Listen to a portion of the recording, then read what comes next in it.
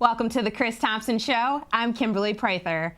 After a huge win in the season opener, the ACU Wildcats prepare for another non-conference foe tonight. And I'm Grant Boone. If you listen very carefully to today's show, you might just hear that harp that's been music to the ears of the ACU coaching staff for the last 4 years. No strings attached. It's the Chris Thomsen Show next.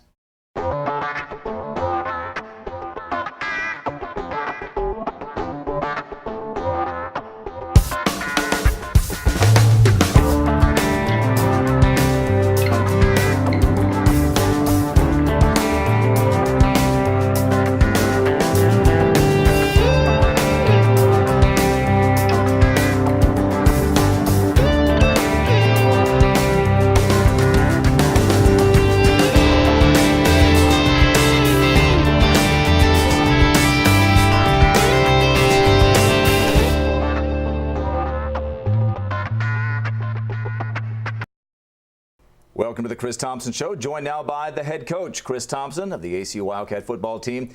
Coach, let's get right to the big news off the field this week, and then we'll move on from it. But it was a big day in the Wildcat football program, and not necessarily for the right reasons. The NCAA on Tuesday announced that it would uphold the sanctions levied back in February, which calls for ACU to vacate the 10 victories from back in 2007 because of violations that the NCAA deemed as being major. What was your response to the NCAA's ruling on Tuesday that they would uphold that penalty?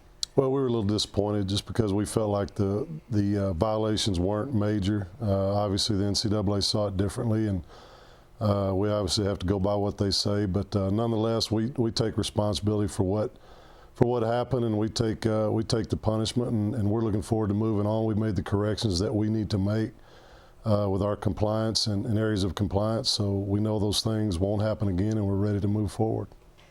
At a press conference on Tuesday, ACU Athletic Director Jared Mosley had this to say.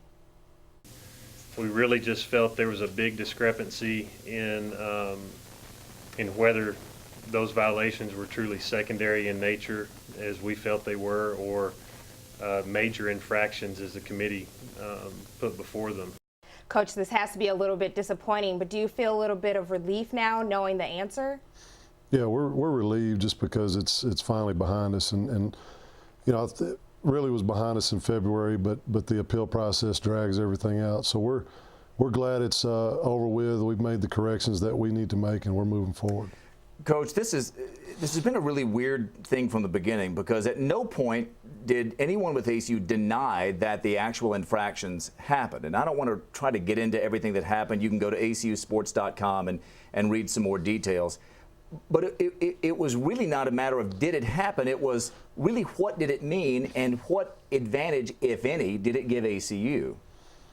Well, that's what we contend. I didn't really feel like there was any advantage gained. I mean, the guys in question basically used the weight room and used some computers in our offices to do some schoolwork, and that was basically about it. I think they could have just as easily used other facilities to do that and got their stuff done. So from the standpoint of gaining a competitive advantage over other people, I just don't feel like that happened, but the NCAA sees that differently, and you have to accept what they say. And just to be clear, these were two players, and they have been unnamed in the report, and so we are not naming them either. But these were two players that had already committed to come to ACU. These were not players you were hoping maybe you could get, right? Yeah, they were already committed and signed to play here, and we made the mistake of treating them like they were our current players that were already enrolled, and didn't really understand the distinction between the two. And the NCAA does make it clear in the rule book that until a player is in your program full-time, enrolled in 12 hours in the university, they can't use any facility on campus. So we didn't really make that distinction, but again, I don't feel like there was a competitive advantage gained. But again, they saw that differently. Final thing, and then we move on. The most important letter to you in ACU, I know, is that C. I know that you take your discipleship of Christ very seriously. Mm-hmm. So maybe just a word about how you handled this entire situation, just from a spiritual standpoint, and how it affected you and what you were trying to accomplish.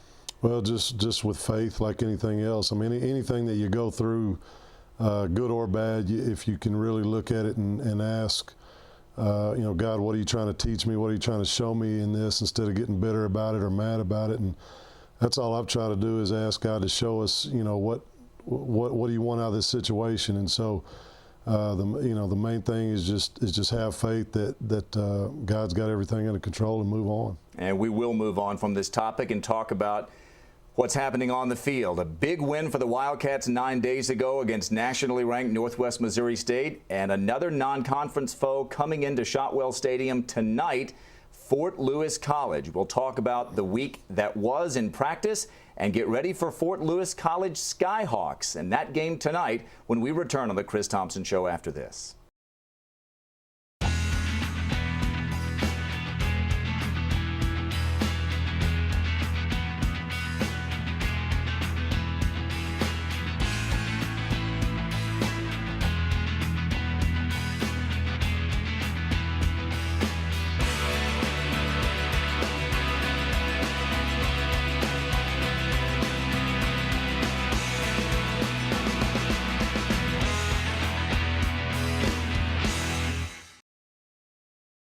Welcome back to the Chris Thomsen Show.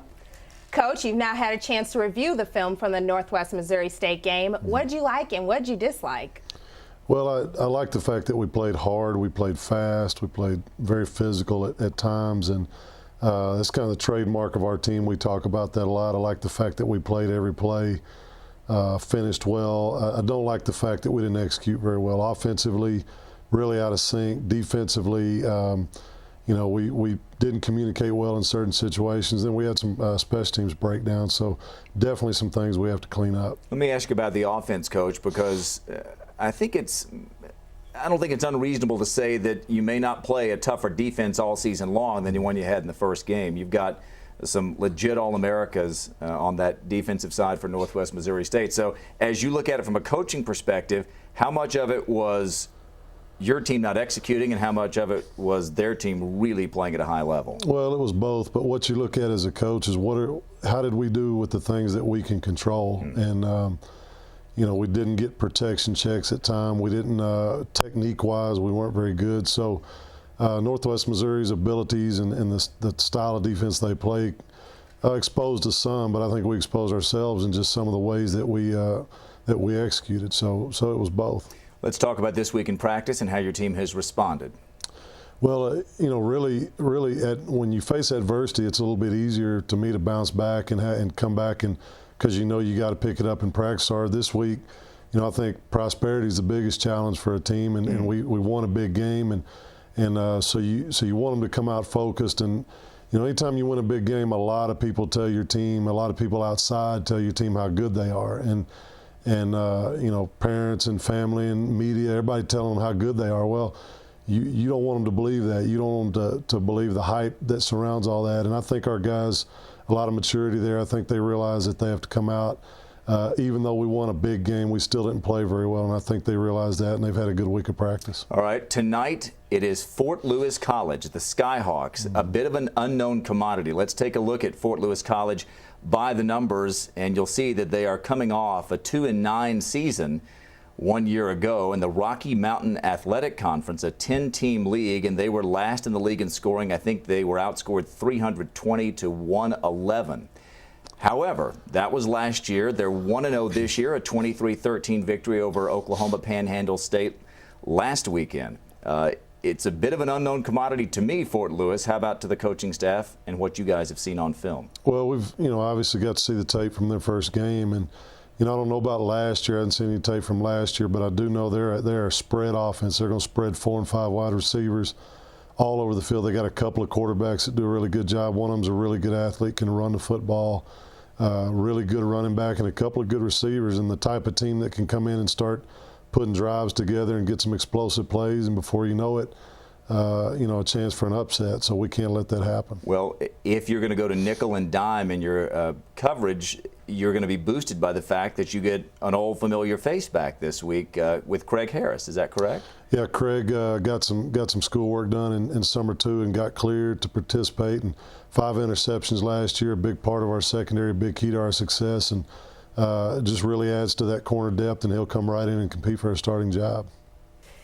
And the unquestioned leader of that defense is senior Tony Harp. The 3-year starter and renowned leader of the ACU football team enters his 4th season as a Wildcat, preparing to take on that leadership role. Tanner Knaut takes a look at Harp on this week's On the Grid.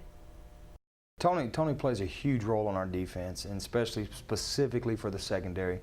Number one, he's our most experienced football player. He's going on his 4th year, 3rd year as a starter, and in his freshman year he played as a true freshman and did an unbelievable job and played a lot of snaps and played in some big ball games. Defensively, he's an unbelievable leader for our entire defense. He's somebody that everybody, defensive line, linebackers, secondary, everybody looks to him, looks to his energy, and that's something that he's a proven leader, and he's going on his 4th year of being able to do that. I'm more lead by example. I'm not real vocal, so I'm trying to learn on this year. This is my last year. I'm trying to be more vocal to my teammates, to get everybody in the right position to communicate more.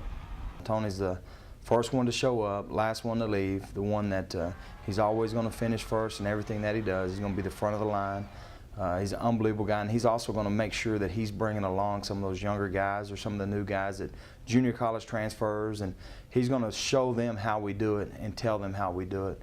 Defensively, we just try to fly around to the ball. We run a lot of zone blitzes, so we try to throw a lot of pressure on the quarterback. But the main key is just flying around to the ball and having fun.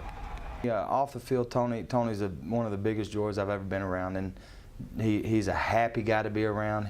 He's always going to work hard. He always is going to find the positive in everything that he does, and that's probably his number one single most important attribute off the field is just his joy and his ability to be able to, every day is a new day, every day is a new challenge, and every day he perseveres and overcomes.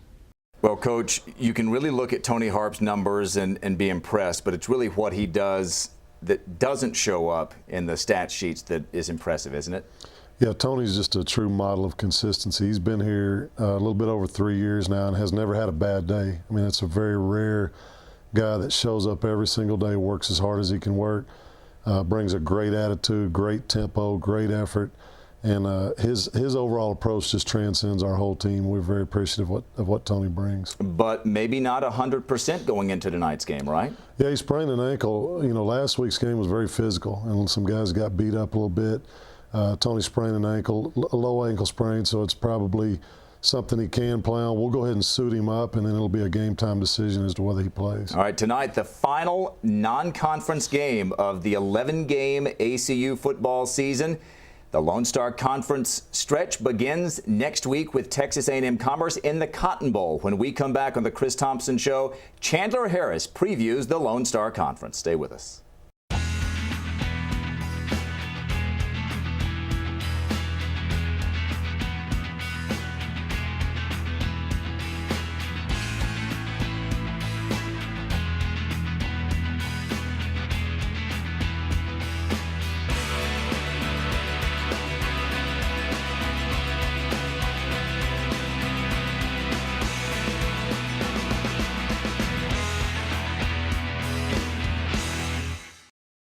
Welcome back to the Chris Thomsen Show.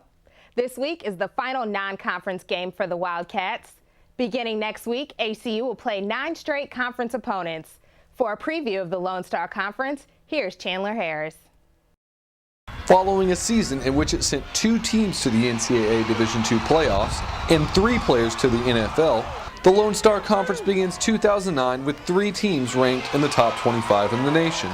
After last week's victory over then number 2 Northwest Missouri State, Abilene Christian is ranked 3rd in the NCAA Division II, followed by 13th ranked West Texas A&M.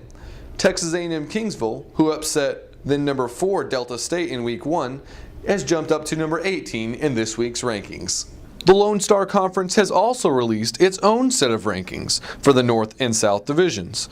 The poll reflects the opinions of the 13 LSC head coaches and sports information directors, as well as other media representatives from throughout the region. The LSC North preseason poll is led by the University of Central Oklahoma. The Broncos, who ride a 7-game win streak into 2009, are followed by Texas A&M Commerce and Southeastern Oklahoma, who finished in a tie for 2nd. Southwestern Oklahoma, East Central, and Northeastern State round out the LSC North poll. The defending LSC champion Abilene Christian Wildcats are the clear favorite in the LSC South preseason poll as they receive 16 of the 20 first place votes. ACU is followed by one of its 2008 playoff opponents, West Texas A&M, who received 3 first place votes. Tarleton State placed third, while the 4th spot went to Texas A&M Kingsville.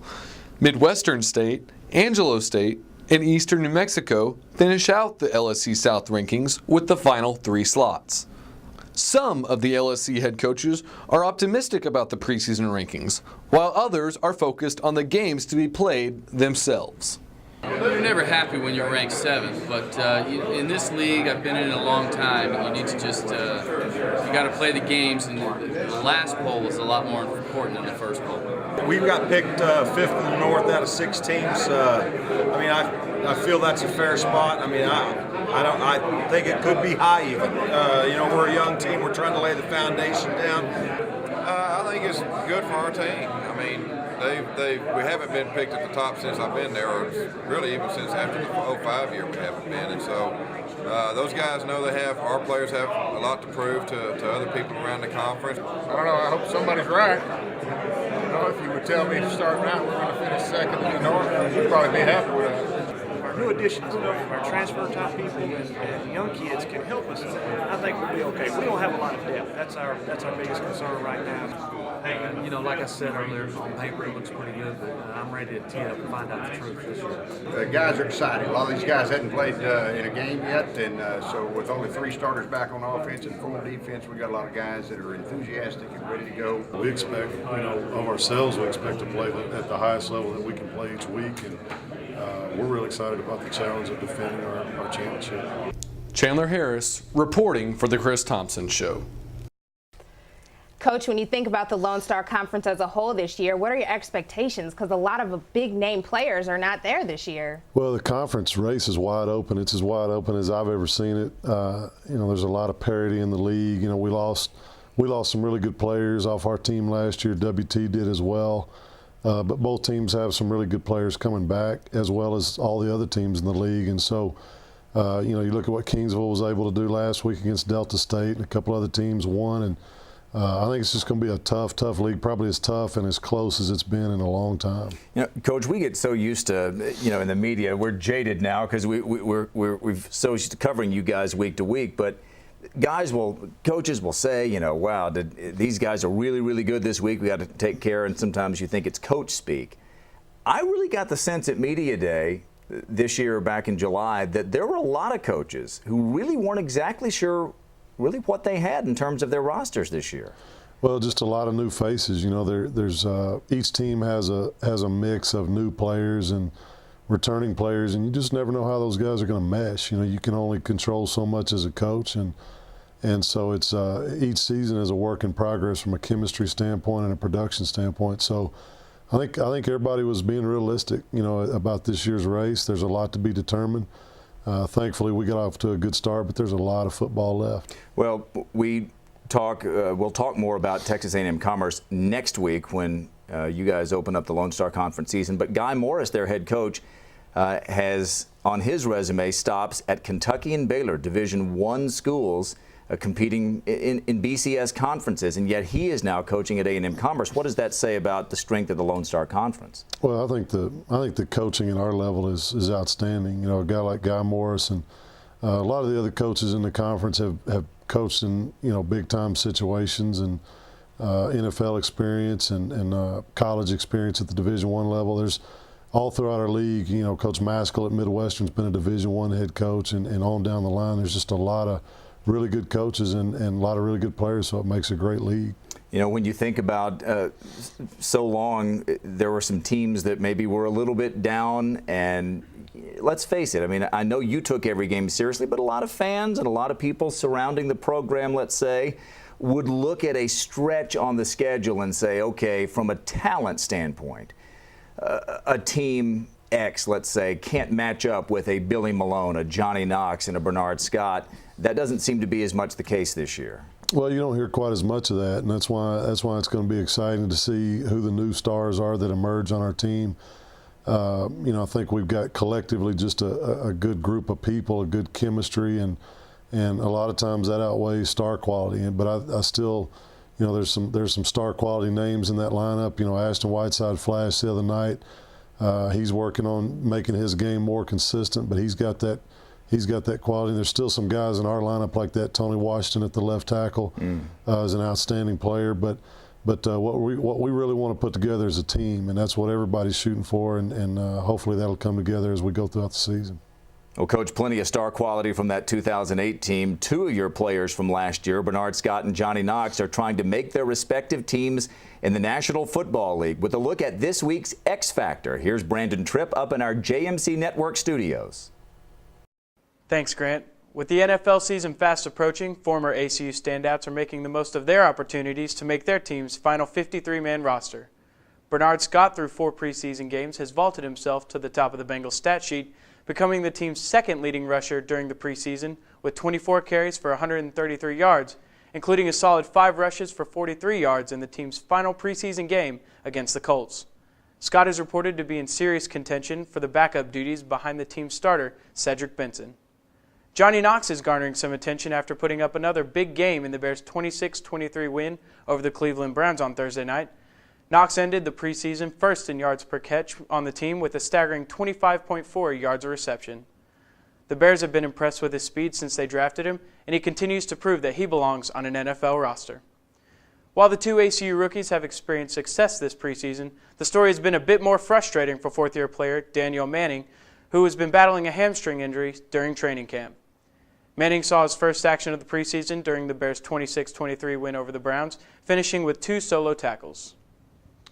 The coach, Grant, and Kimberly will be right back after this on The Chris Thomsen Show. Our closing moments here with the coach. We just saw the piece about Bernard Scott and Johnny Knox. This is a big day for them.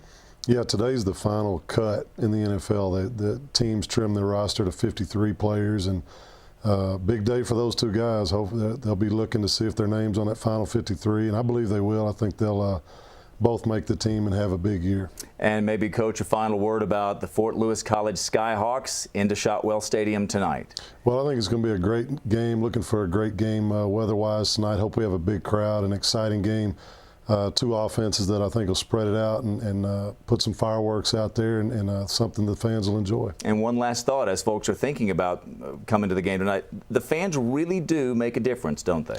Fans make a huge difference. We finished 6th in the country last year in attendance at Abilene Christian at the Division II level. That's a huge home field advantage and really a big encouragement for our guys. When our guys come off the field and that student section is there, it's an awesome feeling and a big lift for our guys. All right, ACU hosting Fort Lewis College tonight at Shotwell Stadium.